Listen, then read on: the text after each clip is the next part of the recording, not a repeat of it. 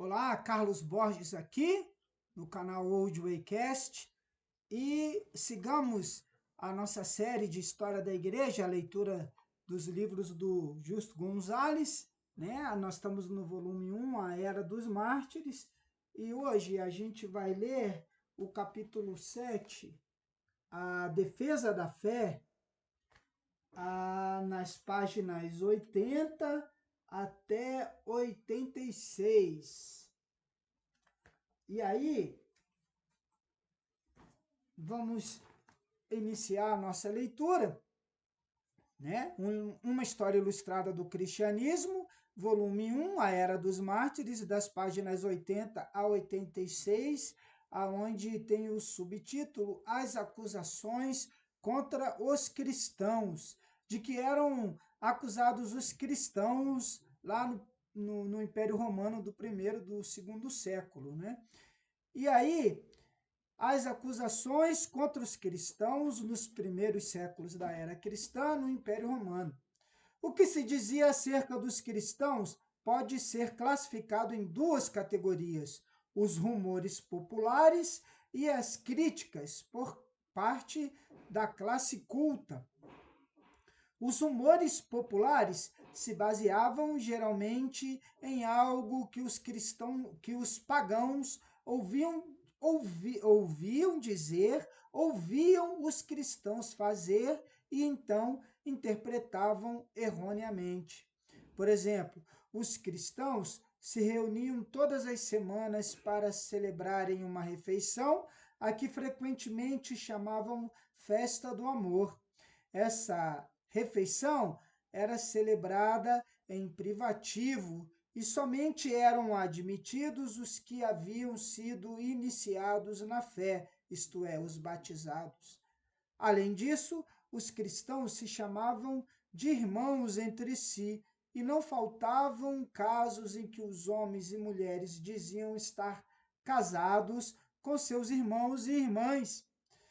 Baseados nestes fatos, foram-se tecendo rumores cada vez mais exagerados e muitos chegaram a crer que os cristãos se reuniam para celebrar uma orgia em que se davam uniões incestuosas.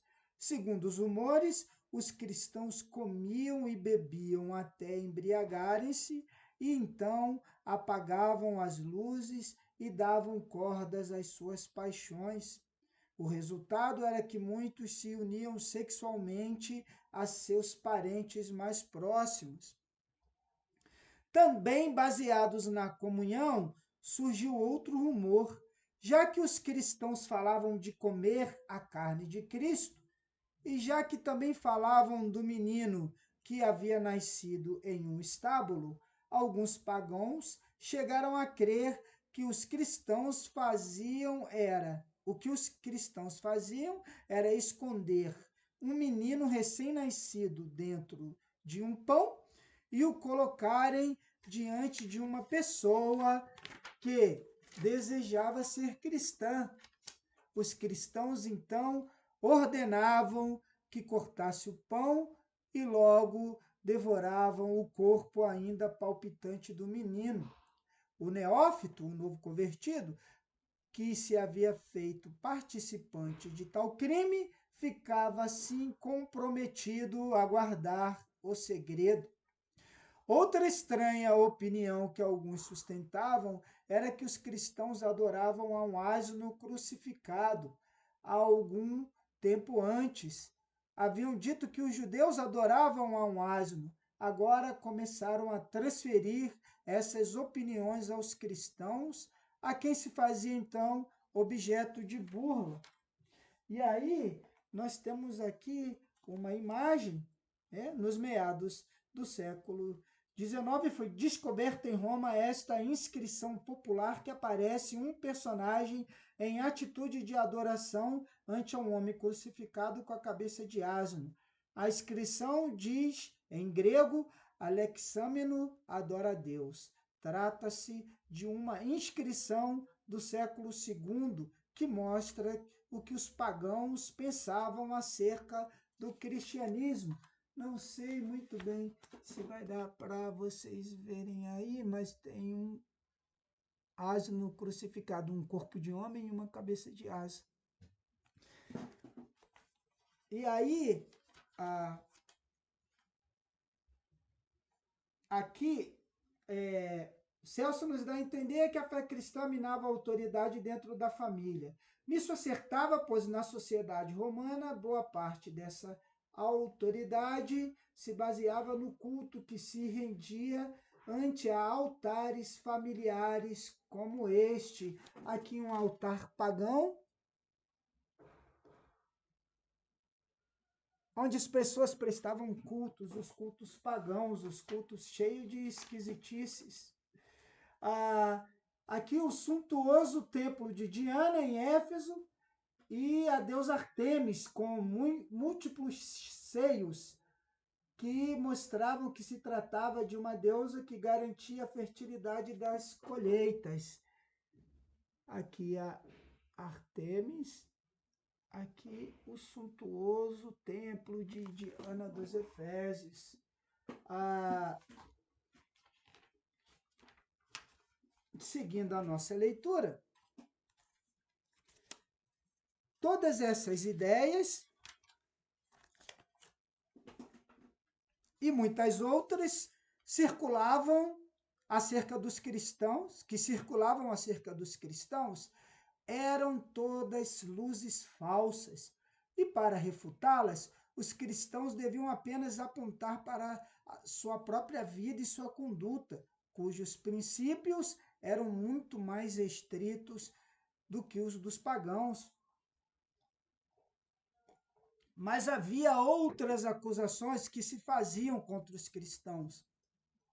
Não pelo vulgo mal informado, mas por pessoas cultas, muitas das quais conheciam algo das doutrinas cristãs.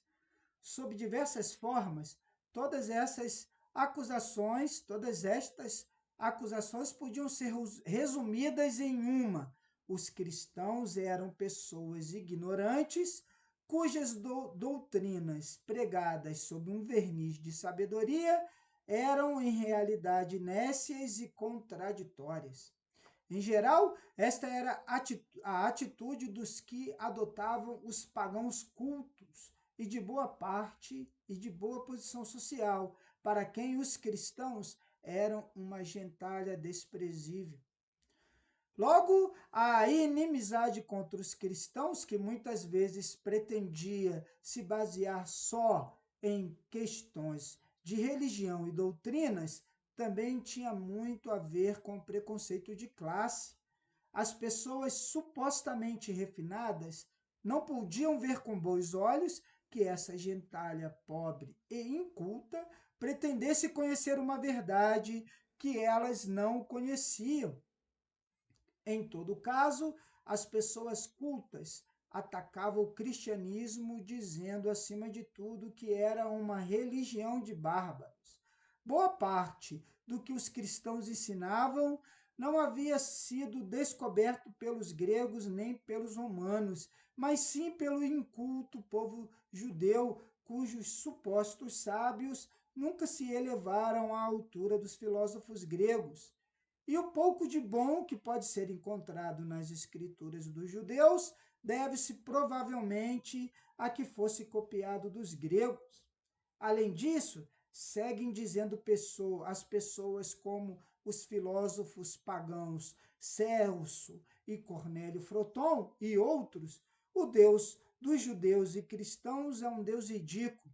Por um lado, dizem que é onipotente e que é o ser supremo que se encontra acima de tudo, mas, por outro, o descrevem como um ser curioso que se imiscui em todos os assuntos humanos, que está em todas as casas vendo o que se diz e até o que se cozinha. Esse modo de conceber a divindade é uma irracionalidade, diziam a parte culta, os filósofos pagãos, ou se trata de um ser onipotente por cima de todos os outros seres e, portanto, apartado deste mundo, ou se trata de um ser curioso e intrometido para quem as pequenezas humanas são interessantes? Em todo caso, seja qual for este Deus dos cristãos, o fato é que seu culto destrói a própria fibra da sociedade, pois torna as pessoas que o seguem abstêmios de toda classe de atividades sociais, sob o pretexto de que participar nelas seria adorar a deuses que não existem. Mas, se em verdade tais deuses não existem, para que temê-los? Por que não participar do seu culto junto a pessoas sensatas, mesmo que a gente não creia neles? O fato parece ser que os cristãos que dizem que os deuses pagãos são falsos, entretanto, continuam temendo a esses deuses. Quanto a Jesus, basta recordar que foi um malfeitor condenado pelas autoridades romanas. Celso, o filósofo pagão, chega a dizer que era filho ilegítimo de Maria com um soldado romano. Se de fato era Deus ou filho de Deus, por que permitiu que o crucificassem? Por que não fez que caíssem mortos os seus inimigos? Por que não desapareceu quando iam cravá-lo no madeiro? E supondo que de fato Deus veio à terra em Jesus, pergunta Celso: de que pode servir tal visita de Deus à terra? Será talvez para averiguar o que se passa entre os seres humanos? Não sabe ele já de tudo? Ou será que sabe, mas não pode corrigi-los se não vem pessoalmente fazê-lo? Por último, esses cristãos andam pregando e crendo que hão de ressuscitar. Baseados nessa fé, é que enfrentam o martírio com uma obstinação quase incrível. Mas não é a coisa de pessoa sensata deixar essa vida, que é a coisa segura, por outra vida supostamente superior, que no melhor dos casos é coisa duvidosa.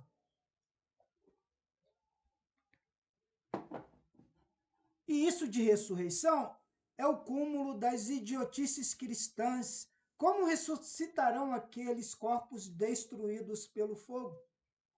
Ou devorado por peixes ou pelas feras? Irá Deus por todo o mundo, recolhendo e unindo os pedaços de cada corpo?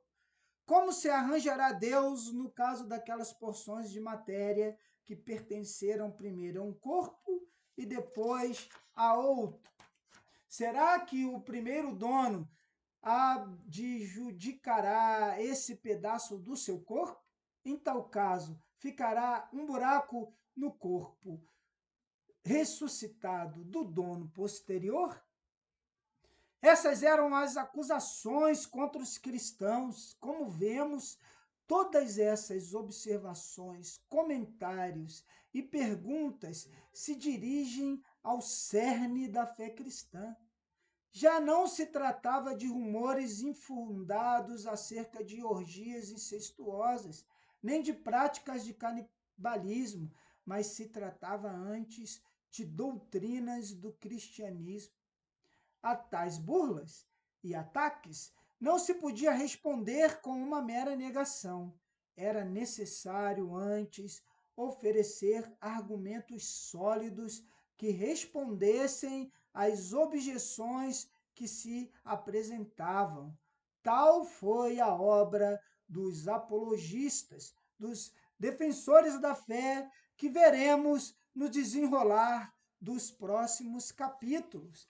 E então nós lemos as acusações contra os cristãos, as acusações que eram feitas pelo Império Romano, pela sociedade romana, tanto pelas gentes incautas e supersticiosas, como as pessoas cultas e supersticiosas também, como Marco Aurélio, que bem gostava de um paganismo.